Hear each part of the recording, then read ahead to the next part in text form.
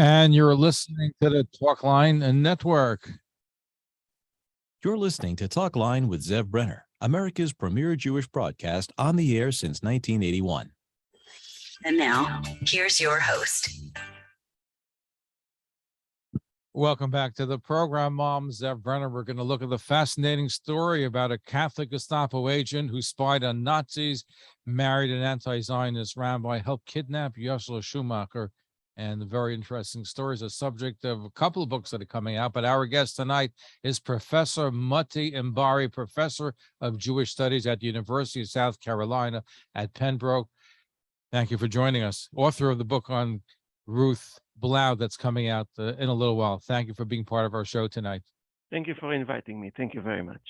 Thank you. I know you write and you lecture and you're an expert on the Satmar Neturei Karta. Tell us about your fascination with Ruth Blau, because she's a very colorful woman. We're going to get to her in just a moment.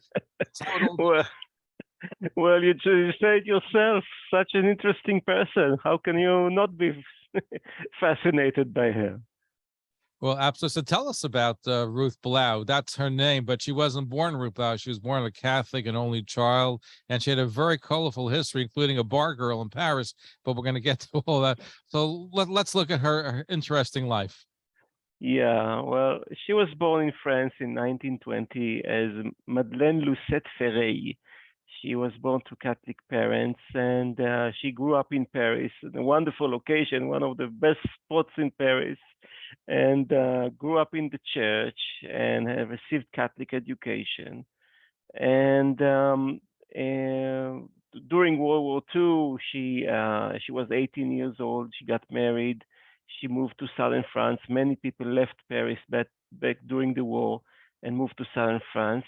And as a young woman, she didn't get along with her husband. She divorced him. She had a son, a child, and the war came, and also refugees, and also other things that came with that.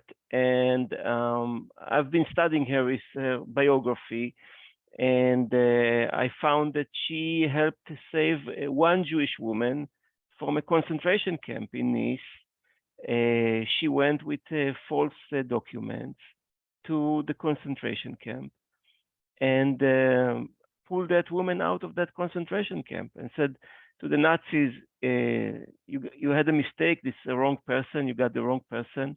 She pulled her out, she took her with her to her village in the border where France and Spain. And later on, after that, this was before, after that, she joined the French resistance and officially got drafted to the French resistance. And this is where you started saying the Gestapo and all those things. So this is where it became. So she was recruited to the French resistance, to a group of resistance that was located in southern France.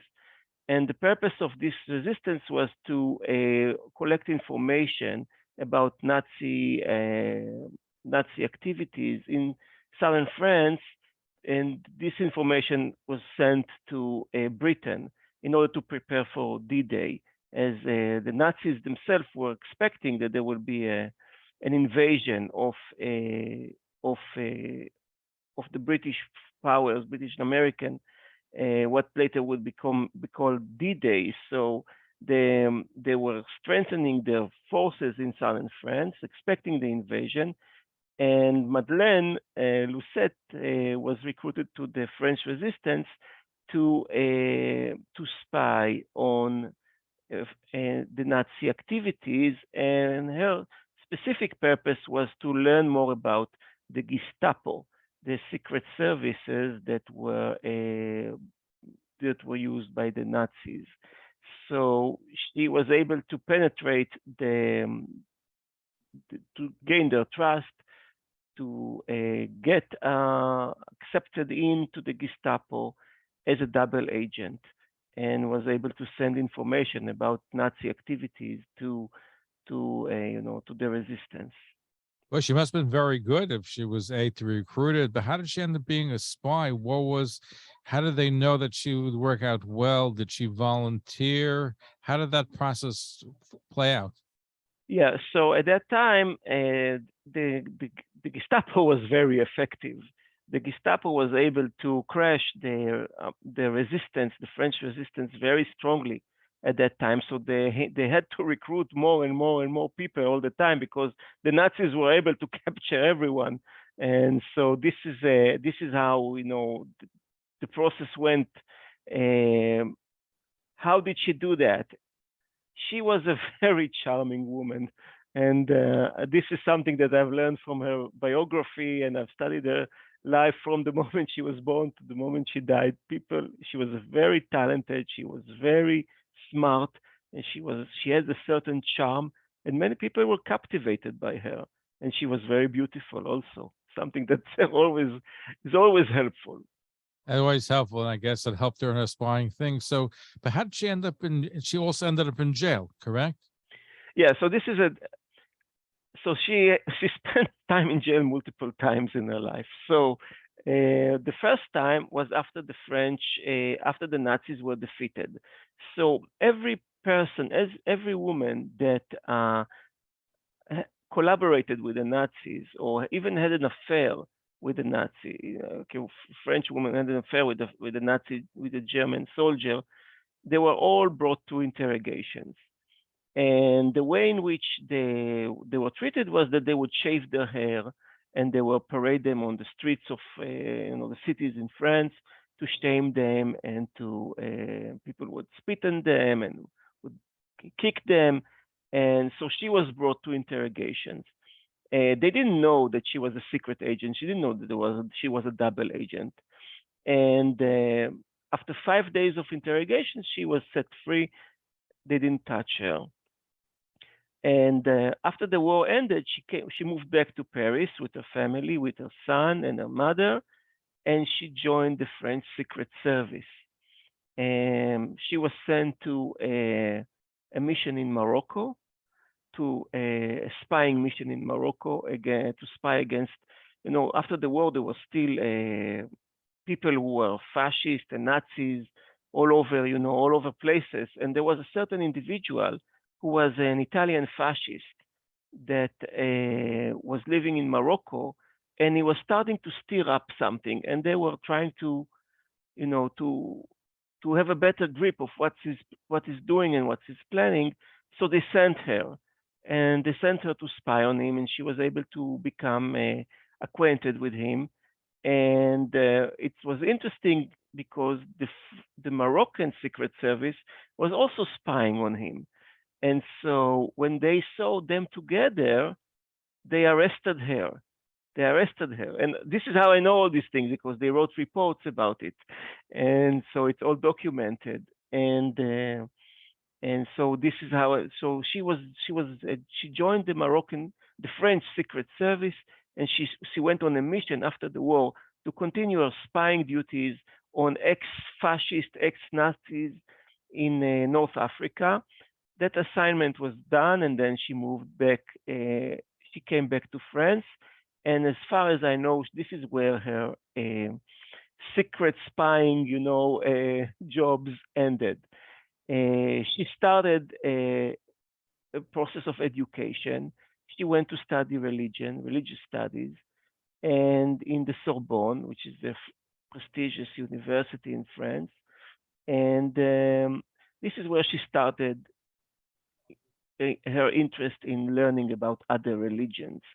She went through a process of searching multiple religions and multiple prospects.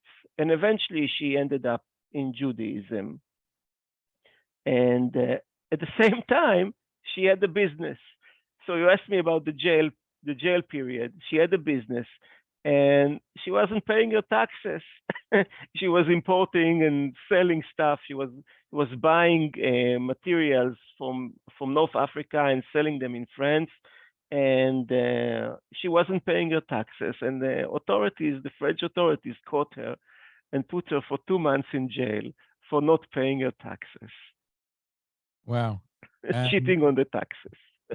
So she served time in jail. Now, you also mentioned she was also a bar girl too, wasn't she? I didn't say that. No, other people say it. Other people, because I've read other articles about her. So have you found that to be the case? So I do it by elimination. I don't think she was a bar girl because the story that she was a bar girl in Paris, she wasn't living in Paris. She was living in southern France. And I found the French documents, the Secret Service documents that are now, they declassified all the documents from World War II. So I went to France and I was able to read all the documents about her past. They never mentioned that she was a bar girl, and they wrote a lot of things over there. So I don't think they were shy or they were. So I just don't think she was a bar girl. This is not true. So how did that end up? Because I kept hearing over the years that she was in show business, a bar girl. You kept hearing different things. Yeah. So there has to be some substance to those rumors. I'm just curious to Yeah. know if, in your professional opinion, how that came about. Yasar was the head of the Mossad. We still didn't talk about the Yosele affair. This is where she came. Her first pass with the Rabbi Amram Blau, right? Her first path with the Mossad, and there were other paths with the Mossad. This was not the only path. But I think Yasar kind of spread these rumors about her past, and there was a reason for that. The way in which I understand it, the way I figured out in my research about her relationship with the Mossad, that she probably did work with the Mossad, especially in her later years, and she collaborated with the Mossad, doing some very interesting and some very dangerous assignments for the Mossad. But he had to trash her reputation so that people won't suspect that they are collaborating, that they are working together. So he spread these rumors that she was a prostitute and bartender, all those things. And I think this is the reason why he spread those rumors.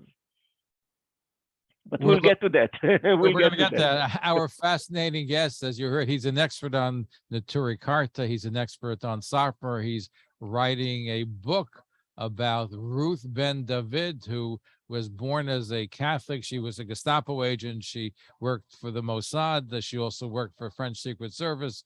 And she ended up marrying the leader of Neturei Karta, of Amram Blau, and she kidnapped Yosele Schumacher. We'll talk about that as well. Our guest is Professor Motti Inbari, professor of Jewish Studies, University of South Carolina at Pembroke. And can I just correct you? I'm on the University of North Carolina at Pembroke. North Carolina. Okay. Yeah. By the way, in the article in Wina, they said South Carolina. Ooh. Okay. Oops. So Oops. Oops. So we'll have to correct Wina as well. Okay. So we're going to be right back. Don't go away. Stay tuned. Okay. You're listening to the Talkline Network here on WSNR 620 on the AM dial, WJPR 1640 AM. Okay, welcome back to the program. I'm Zev Brenner. We're looking at the very interesting story of Ruth Blau. She was infiltrated the Gestapo, worked for French intelligence, worked for the Mossad, and she also married the anti-Zionist Neturei Karta leader, Rabbi Amram Blau. And she was involved. She actually helped kidnap Yosele Schumacher, which kept the Mossad and kept a lot of people going for a while.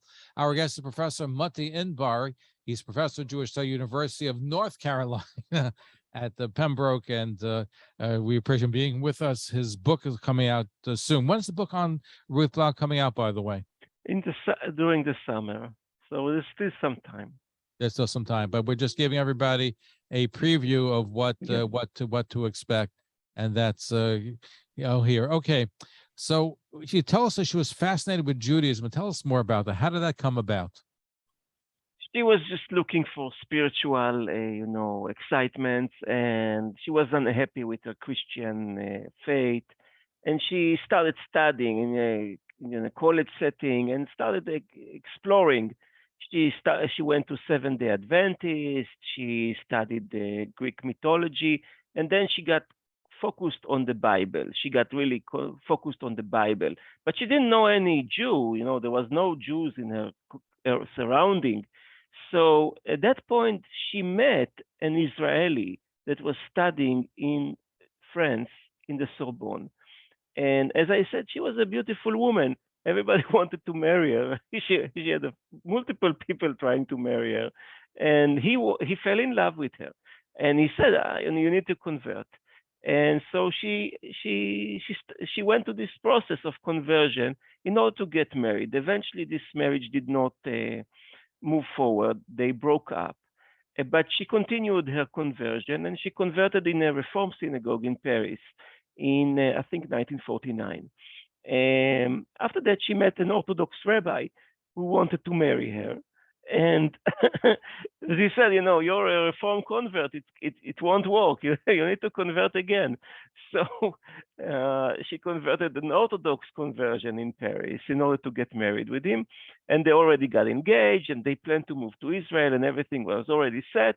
And eventually broke the engagement, and she was heartbroken and went back to France. In 1960, she decided to do Aliyah after her son from her first marriage was already 18 years old. He decided to move to Israel, and he joined the IDF, and she made Aliyah.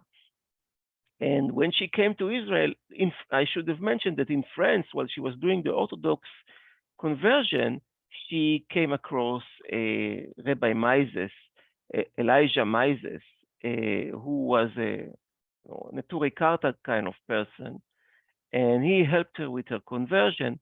And so he moved to Israel, and he joined Neturei Karta community in Mea Shearim. And when she came to Israel, when she moved, she did Aliyah, Maises called her. And this is where the Yosele story begins. So for the audience who doesn't remember exactly what the Yosele story is about, there was a family that was able to get out of the Soviet Union, and a free generation, a grandfather and a grandmother, children and grandchildren. And the grandfather was a Breslev Hasid that was persecuted in the Soviet Union, and he was sent to Siberia, and he lost his eye, and he lost his toes, and he was able, eventually to get out and settled in with the Breslev Hasidim in Mea Shearim. And his daughter had two children, and she gave the son, Yosele, to the grandfather to take care of him while they were settling down. And eventually she signed up the boy to a Mamlachti Dati, to a religious Zionist school. The boy was 7 years old, and the grandfather opposed the schooling, and the grandfather kidnapped the boy so that he won't be sent to because they got to a religious Zionist school. Yeah, because the grandfather was a Breslev Hasid. Back then the Breslev Hasids were very anti-Israeli, and the daughter signed up her son to a religious Zionist school instead of a cheder, a yeshiva in Jerusalem. And so he kidnapped the boy, and after a while, they were trying to hide Yosele in all kinds of places. The police was after them. They basically gave the boy to the Neturei Karta and said, take the boy, outside of Israel. So Neturei Karta didn't know how to do that. But then Maises remembered the French convert, and he called her in. She just made Aliyah.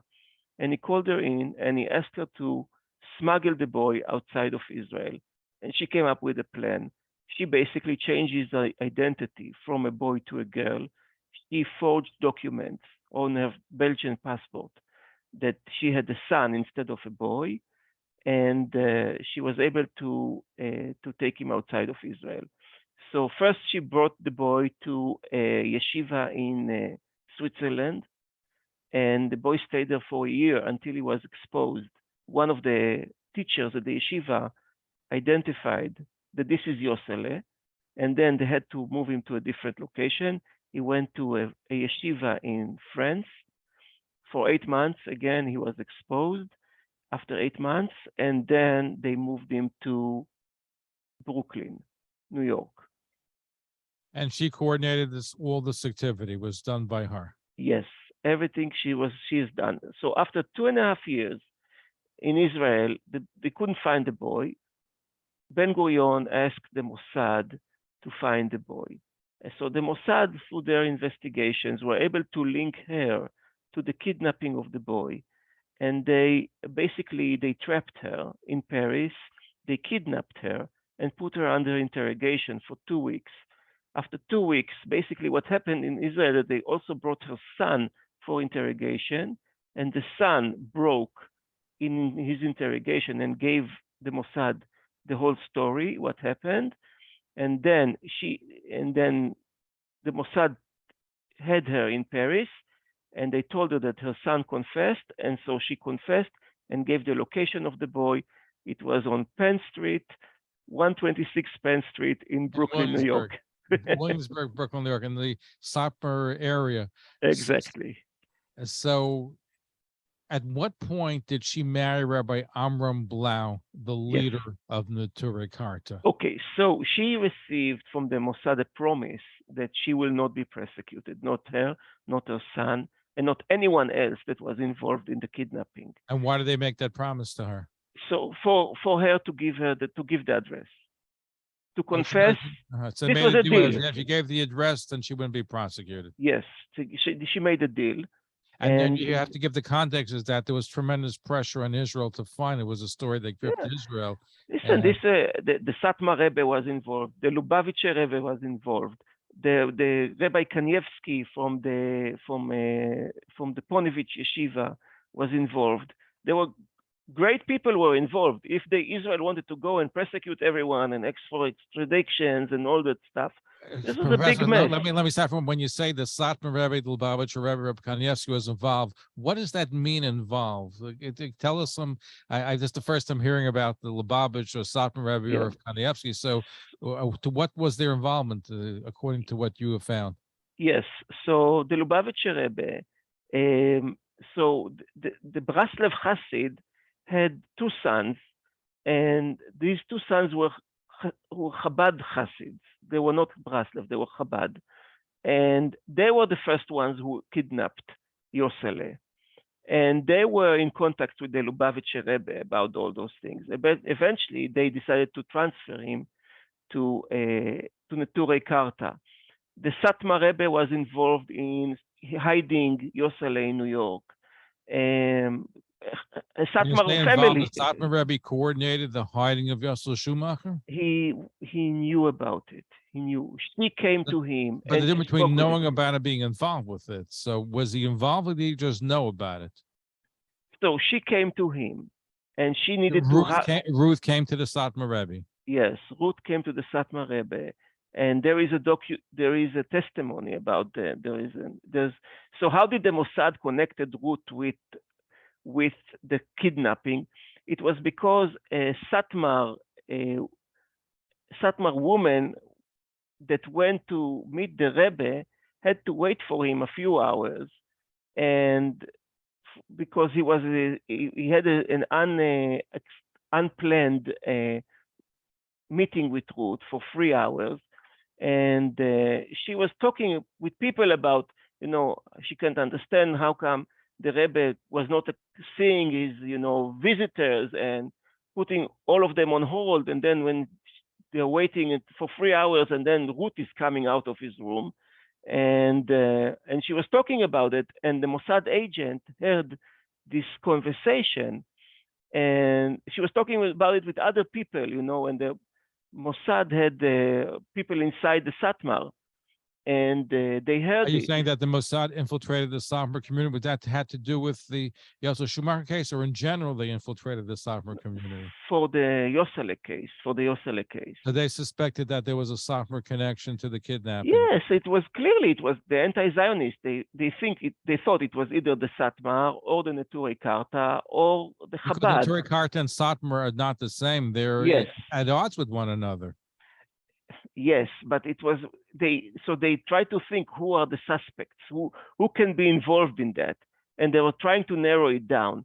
And when they heard this story that Ruth Ben David was coming out of the Satmar Rebbe from an unplanned meeting that took for 3 hours, they connected the dots. It was about Yosele. This is where they connected the dots, and this is how it was all connected. Yosele they were hiding Yosele in the Satmar family. Alte Feige Teitelbaum was connected with that, with matching Yosele with this family, the Gertner family.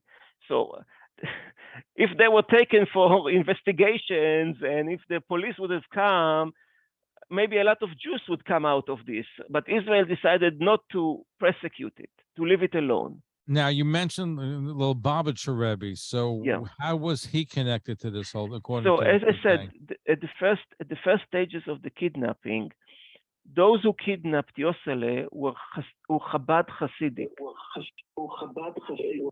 And Yosele they were hiding Yosele in a Chabad yeshiva in Israel, in Lod. But the Rebbe approved them, the hiding of Yosele in the Chabad yeshiva? So nobody ever investigated the Rebbe about those issues, and therefore we don't really know how much he knew, how much he doesn't know. But I do know something else about the Lubavitcher Rebbe. Ruth Ben David was trying to bring Yosele to a Chabad institution in Morocco, and they have asked the Rebbe if they should accept the boy or not. And after the Rebbe told them not to accept the boy. And so she was unable to find a solution in Morocco. Fascinating. So at least he knew that the boy is in Morocco, and they were contacting Chabad Yeshiva in Morocco. So he knew, he had some information about what was going on with Yosele. He never shared it with anyone.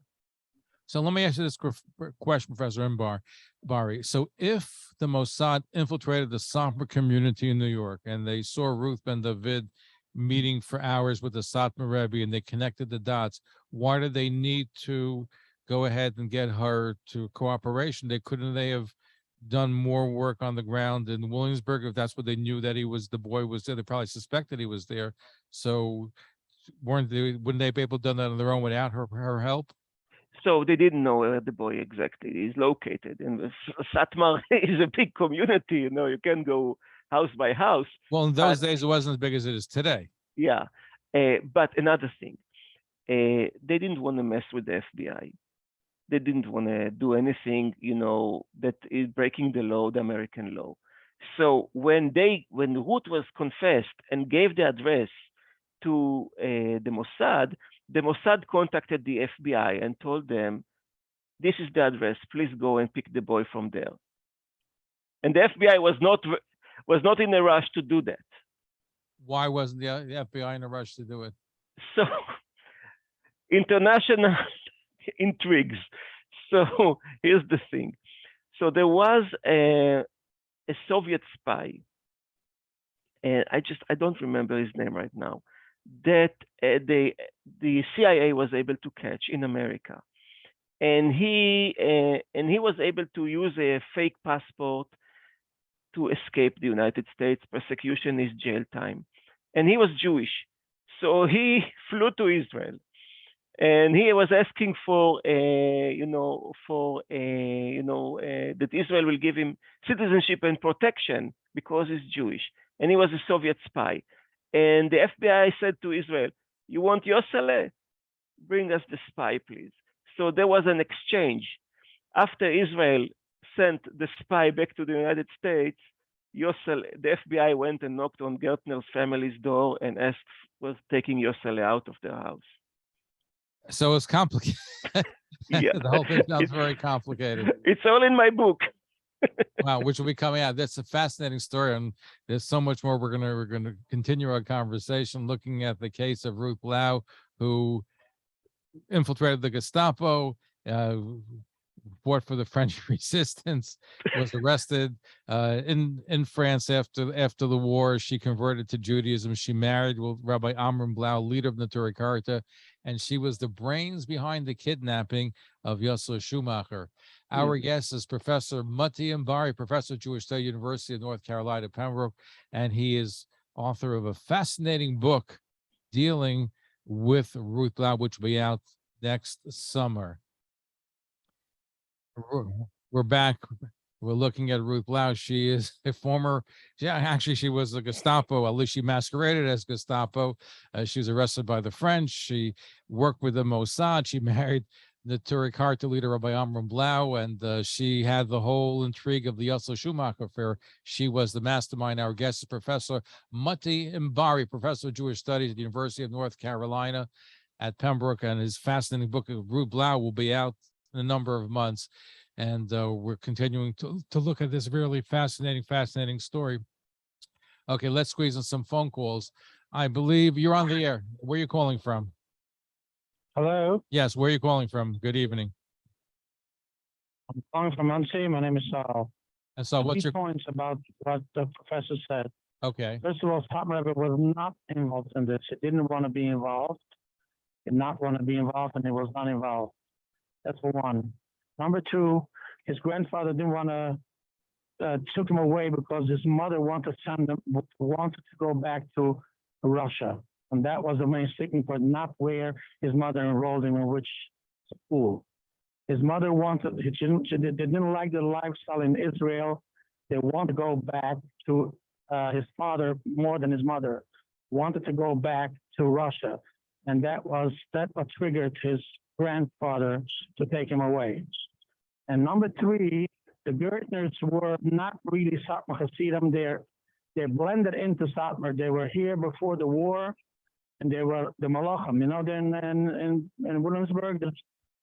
they were a group. In fact, they they're broke also- into the Satmar Rebbe's house. They broke his mirrors, but they said it wasn't fitting for a Rebbe to have mirrors. No, they did not bring it. That's true. That's the Satmar Rebbe was not involved in this. They didn't want.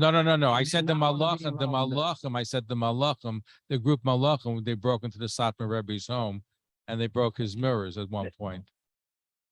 No, that was not the Malachim. That was Rosh. It's a different story. No, that's I heard it's That's Malachim. not the same Okay, story. I'm gonna let the professor. That's not. I'll let the professor respond to you. Go ahead, professor. Okay. Yes, so the Malochim, the Gertners were Malochim. You're right. You're absolutely right. Who matched the route with the Malochim? Alte Feige Teitelboim. Algefeite Teitelboim. So you say not involved. Okay, so why did she sit for 3 hours with the Rebbe? Can you explain that? Do you know why she sat 3 hours with the Rebbe? They were talking about gefilte Not aware fish. of that part of the story. Okay, so that's the part I of don't the know where story. he takes it from. And where'd you Okay. get that information from? Was that from the Mossad? The information, yeah. The mail to the You know, I'm told that professor. yes, but that came from the Mossad. That they monitored and they saw. I'm a Satmar Chassid, and I would, you know, I know Yeah, and it's that's good that true. you Yeah. mentioned this thing about Russia, because this is absolutely not that's true, for you know. sure. The Hold on, Satmar one at a time. I'll Rebbe let the professor Inbari. So So I you heard also that the reason why there was a kidnapping was because they were going to take the Yosele out of Israel into a non-religious environment. So it was more than just being a religious Zionist school. so he definitely wants to take him Okay, back to caller, I'm going to let. What's your first name? My first name is Sal. Sal. Okay, so let Saul, Professor okay. Inbari respond to you. So now, so you raised the question about the going back to Russia, and I have asked Yosele. I actually spoke with him recently, and I asked him, "Is it true? What do you know about? Were your parents planning to go back to Russia?" And he told me that this is something that really bothered him all of his life, and he made very deep investigations into this question. And he came up to the conclusion that this was not true. His parents were not planning to get back to Russia. There were other immigrants from Poland who wanted to go back to Russia, but his parents were not part of that group. You know, this is what he told me, and I spoke with him about it. Okay, thank you for a really good question, good comment. Thank you.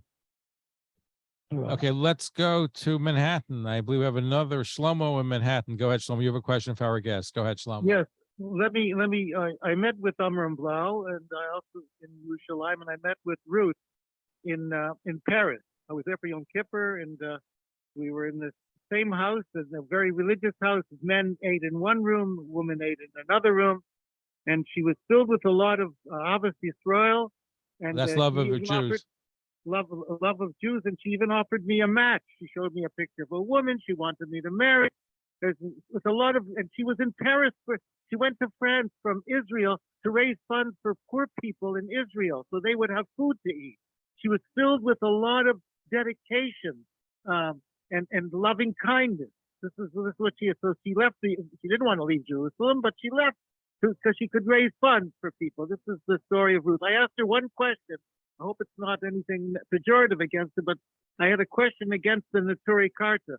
Just prior to Yom Kippur, between Rosh Hashanah and Yom Kippur, I was in New York, and I saw in the New York Times, it was maybe page 5, a big ad from the Neturei Karta. And I asked Ruth a question. Did not Rav Elchanan Wasserman said we should not wash our dirty linens in public? And she said that's the only way that Israel will respond if we embarrass them. That's what she said to me. So I'm just telling you a historical fact of 1971. So let me ask you a question. How did you connect with the Ruth Blau? What was your involvement? I was in the same house. I was in that house eating, and I had met Amram Blau a half a year before in Yerushalayim. I went to see Amram Blau, I'll just tell you, because one of the young men in our yeshiva, he wasn't connecting totally with Torah, so I figured he's from France, and I'll bring her over to Amram Blau, whose wife speaks French, and the thing that'll open him up in a special way. It turned out that Amram Blau gave the answer, and the fellow didn't even have fill-in, and he said, go to the Shuk in Me'asharim and go to the Iranian Jew who sells silver, tell him I sent you, and he'll give you a pair of fill-in, ask for it.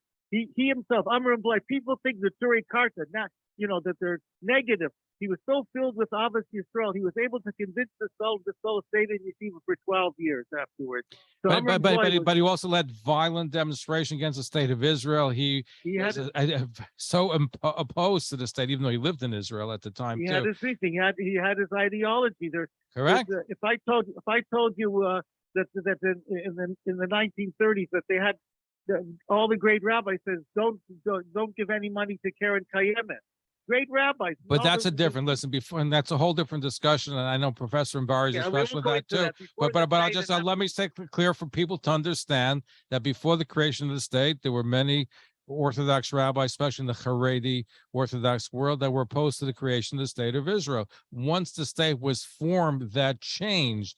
Neturei Karta, even to this very day, is not only opposed to the state of Israel, they also work with the enemies of Israel, including Iran. And if you remember, we had Rabbi Moshe Ayer Friedman on this program, who brought the Neturei Karta to the Holocaust denying conference in Iran. We converted him to become a Zionist. But Neturei Karta to this very day has the same philosophy of Rabbi Amram Blau. They were opposed to the creation of the state of Israel for the Messianic age, based on 3 oaths in the Talmud. But that's not accepted norm. And in fact, even the Satmar Rebbe, and they're also non-Zionists and anti-Zionists, they dissociate themselves. But I appreciate you having intelligent calls, so thank you for your phone call. Yeah, I just realized she was a true convert with a lot of love and a lot of dedication to all people. Anyway, thank you for good observation. So let me ask you this, Professor Inbari. So how did she end up, I'm talking about Ruth Blau, Ruth Ben David, marrying Rabbi Amram Blau? You said she was a gorgeous woman, so she could have married anybody in the Orthodox world too. How did she get involved with Rabbi Amram Blau, the leader of the extremist Neturei Karta sect? I'm going to tell something that your audience will probably be outraged. The story of how they got married. So she came back to Jerusalem. Rabbi Amram Blau was married to a woman. Her name was Hinde. She had breast cancer and she died. She gave him 10 children. 2 months after her death, matchmakers knocked on Ruth's door, asking her if she would be willing to marry Rabbi Amram. And she said yes. And he said yes. And I tend to think that he probably sent the matchmakers to her 2 months. Now, they wanted to keep it a secret because it's only 2 months. But you can't keep a secret in Mea Shearim. And when his children heard that their father is already engaged and their mother is just 2 months dead, they were outraged. And this was a point in which the leadership of Aida Haredit wanted to take advantage and to get rid of Amram Blau. Now, we have to understand that Neturei Karta and Aida Haredit are not the same thing, and they're not always have the same mindset. And at that time, Aida Haredit was starting to build the business of kashrut. And Neturei Karta were shaming their clients. So who buys the kashrut of the Aida Haredit? It's the supporters of Agudat Israel, other Haredim, other Hasidics. These are the ones who are buying this kashrut. And Amram Bloy doesn't care about that. He just wants to have demonstration and to shame everyone. And so they wanted to get rid of him. And they used the fact that his children were outraged by this marriage. And they went to the court, to the Badatz of Aida Haredit, and asked them for an injunction to stop the marriage. And this is what happened. They stopped the Badatz, ordered Amram Bloy to stop the marriage. And they gave their explanation why they should not be married. And they said because Amram was 20 years older than Ruth, and because Amram had some issues with his fertility, and in that regard, he's deceiving her because she's expecting to have children. And the third argument was about the gossip, that everybody is making a joke. The Neturei Karta and Aida Haredit are becoming a joke, the laughter of the city because of this marriage. And so he refuted the arguments and did his best. And basically, there was no really halachic reasoning behind banning this marriage. So eventually, they had to fight, but eventually they found a solution. The solution was that they would be allowed to get married. It took them 2 years to get married. The Satmar Rebbe eventually approved the marriage, and on the condition that Amram Bloy will move to Bnei Brak, will leave Jerusalem. And this basically was the whole issue behind this big scandal that happened with their marriage. It was an opportunity for the leadership of Aida Haredit to get rid of Amram Bloy and to make him less in power. Sure. So in historical context, when the Yosele Schumacher story happened, she was not married to Rabbi Amram Bloy, or was exactly. She was not. So after they found Yosele Schumacher, she got married to Rav Amram Blau. Yes, she came back to Jerusalem and she got married. So my question to you is why would she want to marry Rabbi Amram Blau, who was an extremist? Why? And obviously he was so much older, and she was a beautiful woman. So what? I can understand why he wanted to marry her. Why did she want to marry him? Because she wanted to marry a man of power. And she felt that he was a man of power. Yes. And he was the one who's proposing, yes. Satmar Rebbe was not proposing. But she was looking for a leader, one of the leaders of the Haredi community, to marry a leader. So here's an email from Lakewood, New Jersey. Isn't it true that Amram Blau married Ruth since because of an injury he sustained in the War of Independence, and halacha didn't permit him to marry somebody born Jewish? Well, you just said it. It's correct. This is what he said.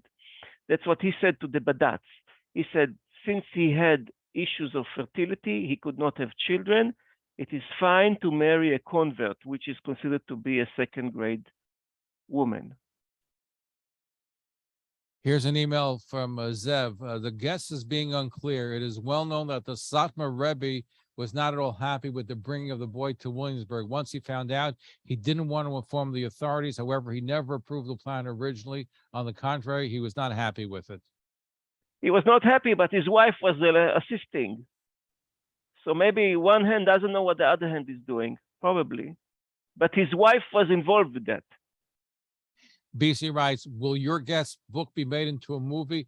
It sounds it has all the ingredients for at least to be a Netflix miniseries. So there is a movie that is being produced right now there, but I'm not involved with that movie, but I know that there is a movie. Oh, there is a movie. Okay. Yeah. Our guest is Professor Motti Inbari, professor of Jewish Study, University of North Carolina and Pembroke. His book is Ruth Blau. It's being written. It's going to be out in a number of months. A fascinating story of a lady who grew up Catholic, who ended up spying and then being part of the Gestapo and being arrested by the French and being recruited by the Mossad. She married Neturei Karta leader Rabbi Amram Blau, and she also was the mastermind behind the kidnapping of Yosele Schumacher. Okay, our guest has written a fascinating book about Ruth Blau. She is a convert to Judaism, but she was born Catholic. She actually spied and infiltrated the Gestapo. She was part of the French intelligence, part of Mossad.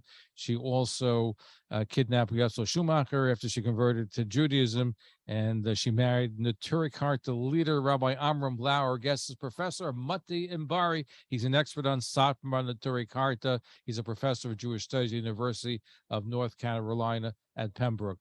Okay, we have a whole bunch of emails coming in, but before I get to our emails and phone calls, Professor, so you mentioned earlier in the program that she continued working for the Mossad. What did that comprise of? Yeah, so I found the evidence that after her husband died, from 1979, she met Ayatollah Khomeni, the leader of the Iranian Revolution. She met him twice. Where did she meet him? In Iran? The first time she met him in Paris, where he was receiving a refuge by the French government. And the second time she met him in Tehran. And she came to meet him for the first time to inquire what would be his opinion with Iranian Jews, what would be with Iranian Jews after the revolution. And he made a promise to her that he will not harm the Jews of Iran. Did he know that she was Mossad? So so she came as an independent, yes, as a Neturei Karta. But there is some evidence to suggest that after she met Khomeni, she spoke over the phone with Menachem Begin, the Prime Minister of Israel, and told him about their meeting. So a Mossad agent wrote a book about that, and about his life in the Mossad, and some of it was about this meeting that she had with Khomeni. And the second time she met him was already in connection with the hostages in Tehran. After the revolution, the students stormed the American embassy and took hostages of all the American diplomats in that embassy. At the same time, the war between Iran and Iraq started to take place, where Iraq was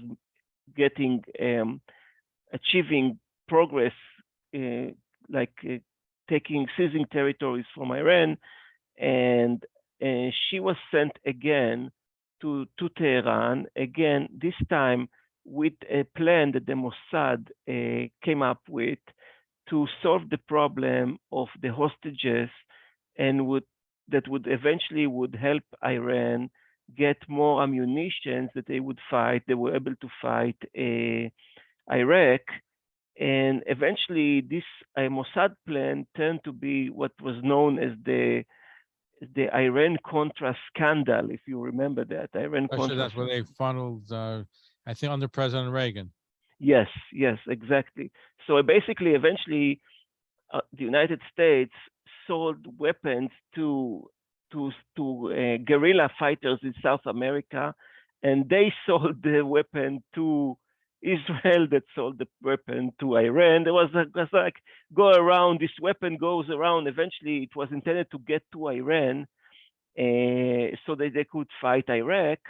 And this she was sent by the Mossad to Tehran in order to come up with a plan to solve the problem that was happening there.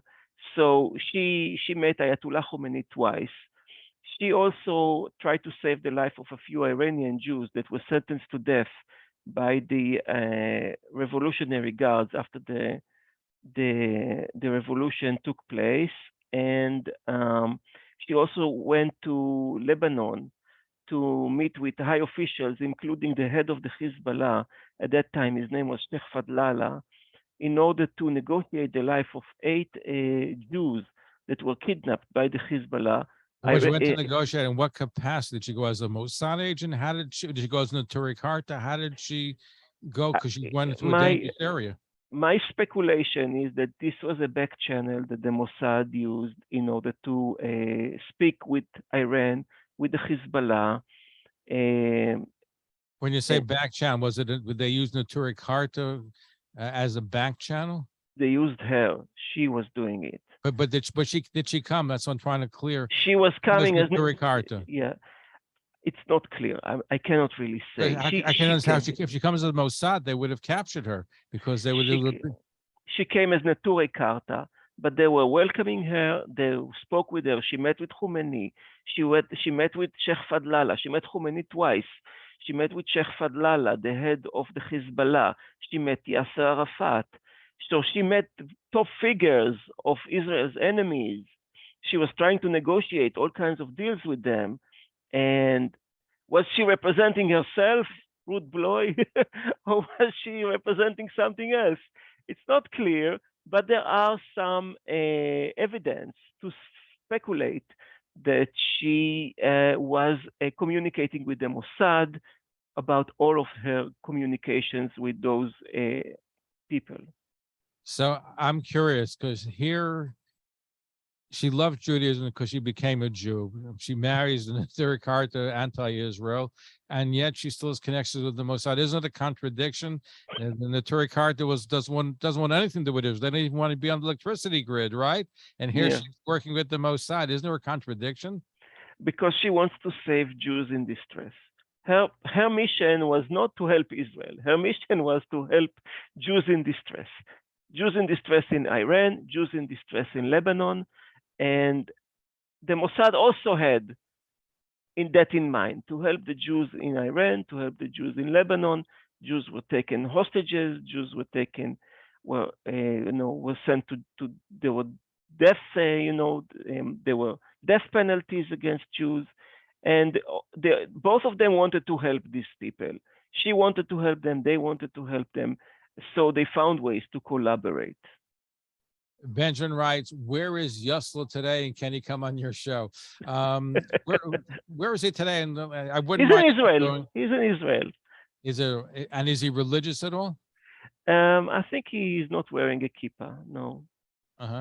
And what does he feel about this whole thing about the Mossad, Neturei Karta, kidnapping, grandparents, family? How does he relate to his family? How does it all play out for him? Yeah, so Yosele told me that he basically had made peace with all of the people that were involved in his concealing and kidnapping, with two exceptions. One is Ruth, and the other is his uncle, the first person who kidnapped him. Why Ruth? Because she never apologized to him. And he also was not, he never forgave his uncle, because before the uncle took him, he went to Rabbi Grossman in Israel and asked him, should I kidnap Yosele or not? And the rabbi told him not to kidnap him, but he still kidnapped him anyways. So this is why Yosele is not forgiving his uncle for that. And Ruth. These are the two people, but he went to meet the people who were concealing him. He traveled to Switzerland.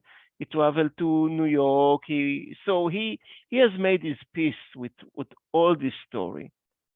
Has he written a book or going to write a book? It sounds like it could be something that people would want to read. No, but as I told you, there's a movie coming up. I don't know many details about this movie, but I know that he is a part of that movie. Here's another question coming in. Why would your guest say that a convert is a second-rate Jew, and who's publishing your book? Okay, so these are two different questions. I didn't say that a convert is a second-rate Jew. Rabbi Blau said it. This is how he justified marrying her. He said, because he's sterile, it's okay to marry a convert because it's a second-rate Jew. And this book is going to come up with Indiana University Press. Okay, let's see if we have a bunch more email. Let's take a caller. You're on the air. Go ahead, please. Your question or comment. You have to lower your radio. Oh, go ahead. Hello. Yes, hi. What is your first name? Yeah, Ruchi from Muncie. Go ahead, Ruchi. Okay, I could talk. Yeah, go ahead. You're on the radio. Go ahead. I have a suggestion for the professor. I'm listening in the whole time. I am Satmar, and as far as I remember, Satmar Rebbes really didn't want to be involved. And I think he mentioned the word Rebbetzin. The Rebbetzin did not do anything without her Rebbe. The Rebbe was the king for her, so she didn't do anything behind his back. They never did something without. So I suggest that before the book goes to print, the professor should do a lot of research about the Satmar issue, the Satmar involvement before he goes to print. He should do more research. He should make sure that his words and information is accurate. That's my suggestion. Okay, thank you. Anyway, thank you for your phone call. Here's another email. Sure, you're welcome. Go ahead. Here's an email question that's coming in as well, and we're getting to more of your phone calls, more of your email questions. Okay, so here's an email question. There are two completely separate factions in the Neturei Karta in Jerusalem. The more extreme will follow Amram Blau and meet with Arabs, and the less extreme who don't recognize Blau altogether. Also, did Rabbi Blau have children with her? Because I heard he had. So no, they didn't have any children. It's not correct.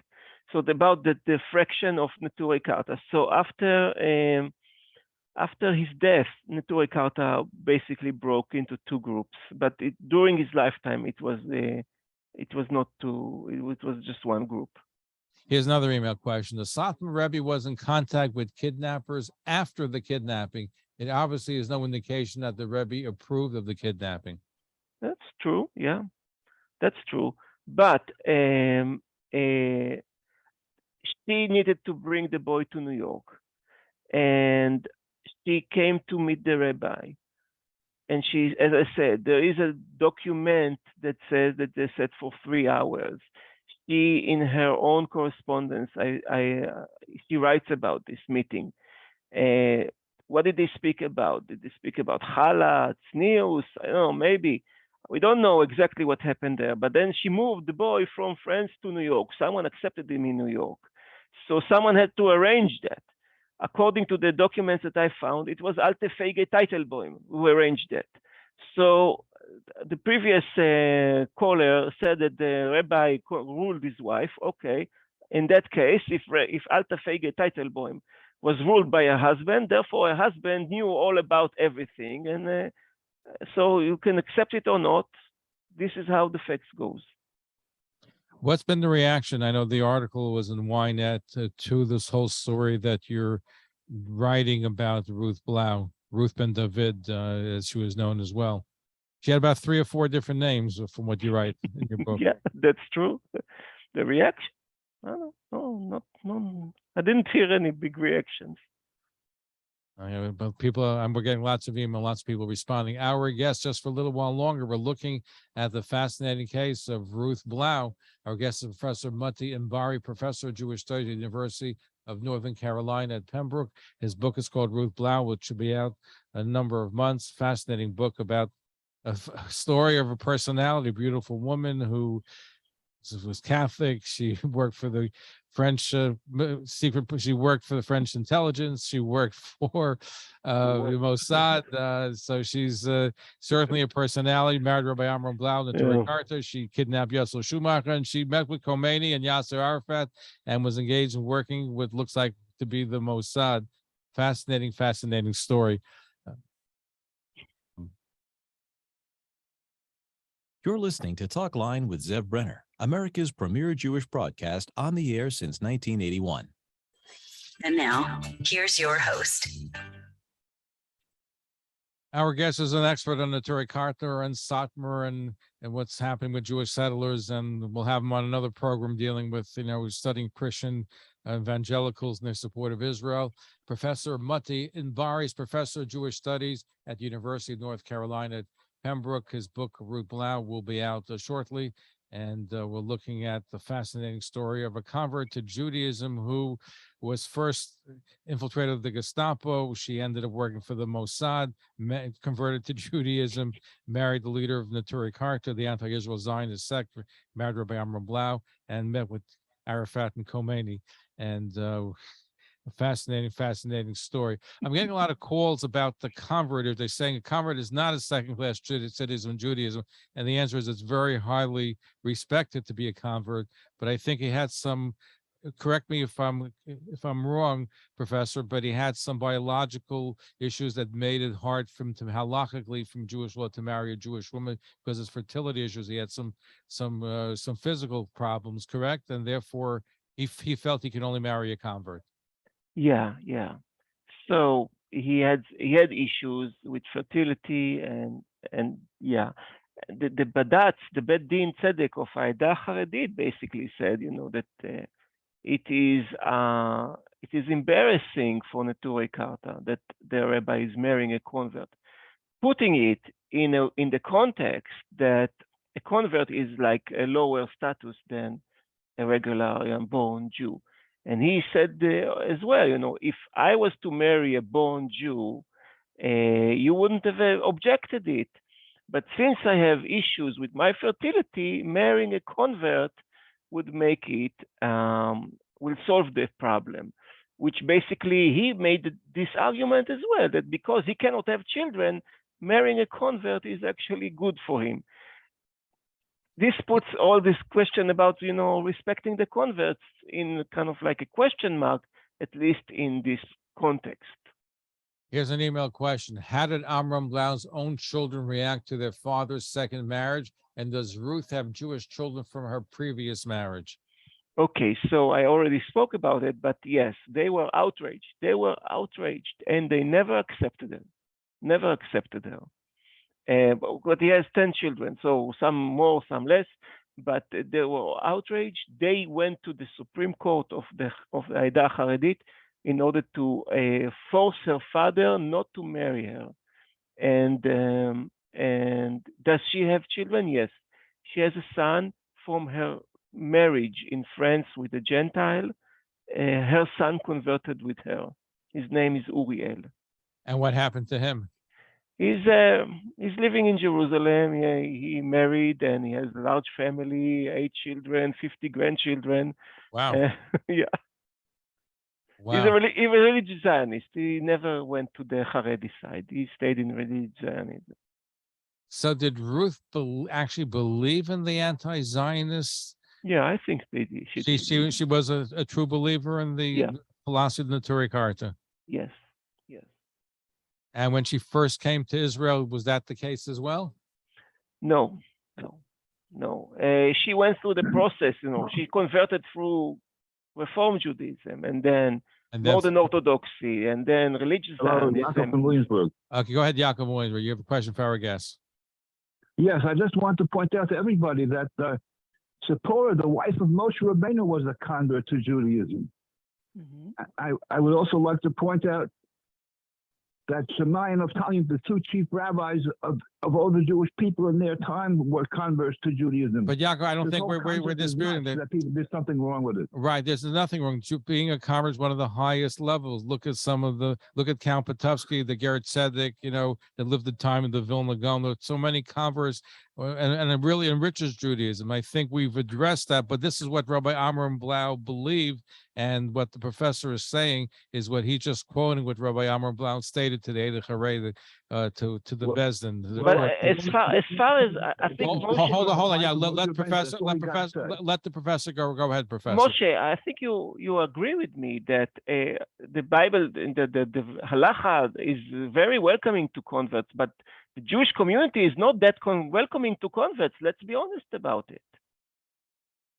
Let's put this. I can speak in the United States, and I know tons of converts. I've interviewed many of them, Professor Inbari, and they've been very much accepted. I can tell you from my experience what I've seen, and I've interviewed so many of them. So you know what? Maybe that's the difference. In Mea Shearim, there are no converts.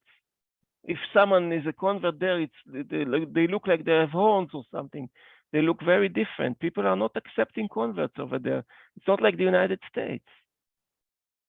Okay, maybe it's different, but I know that Judaism itself is very accepting of converts, and certainly, from my experience, we've seen so many converts that are accepted here. So it's a pleasure to see. that they're integrated to Jewish. But listen, they have issues. I think the biggest issue with converts have is probably when it comes to have their children marry, or if they themselves were to get married. That I think is the big issue. And I'm wondering, when Ruth Ben David, when she became a convert to Judaism, did she have trouble finding somebody to marry? Is that why she married Rabbi Amram Blau? So, because she has I'm trouble to finding, because she's no. She was looking to marry a big person, not just a regular Haredi, a Torah scholar. She wanted to marry a big rabbi. She said it. She wrote it in her letters. Now, what you went through her letters, her diaries? Did she write about her experiences? Yes. So, yes, she left behind her an archive, and this archive was very helpful for me in my research, studying her past. Yes. So, did she try to? Was it accurate? A lot of what she wrote. Did she try to embellish? Did you have to find other sources to either corroborate or find holes in her story? So my point of view was that I cannot trust anything that she wrote in her book, and I need to find additional sources that would, support or not support what she's saying. And for that purpose, I went to France and to look into French archives to see if what she wrote about her past is correct. And this is where I found the most difference from what she said than what I found. And then there are these archives that she left behind her that are now in her grandson's possession. He holds them. Now, what happened to her eventually? She passed away. Tell us about that period of her life and her demise. Yeah, I think in 1998, she had a stroke, and she was 78 years old. For 2 years, she was living in borderline, kind of life in a facility, and she died in 2000. And it all happened in London. Well, she was visiting London, and eventually she was buried in Jerusalem in Har Menuchot. Now, was she buried as part of the Neturei Karta and their cemetery? Yeah. She's in death. She's still part of the Neturei Karta. Yeah, they buried her not next to her Amram, because Amram was buried next to his first wife, Hinde, and so, but she was buried close to them, no, in the same area, yeah. Fascinating. I'm looking forward to when the book comes out, and I'm sure there's a lot more information. Did you finish the book, or are there still some parts that you're putting together? No, the book is ready. It's all finished. Yeah. Professor Motti Inbari, Professor of Jewish Studies at University of North Carolina at Pembroke. The book is called Ruth Blau. Will be out soon. We'll have to have you back again. I do want to talk about the Christian fundamentalists in Israel, and you're also an expert on the Satmar Neturei Karta. And my final question to you is: have you been found in Neturei Karta now? Is it the same? I know they met with Khomeni and they have a relationship with the current leadership, and they met with Ahmadinejad. And can they be used, or is Mossad using them at all? Today they use it with Ruth Blau. Are they still using some of them today? Is that a possibility? I don't think so, no. In other words, these are true believers, so they wouldn't work with the Mossad. They weren't like Ruth Blau. Yeah, this is something different. Don't forget, Ruth Blau was a spy all of her life. She lived in the shadows. Professor, thank you so much for joining. I look forward to having you back. Thank you for being part of our broadcast, and continued success. We got to have you back again. Thank you very much. Thank Pleasure you. to be there. Thank you. Fascinating story, as you heard.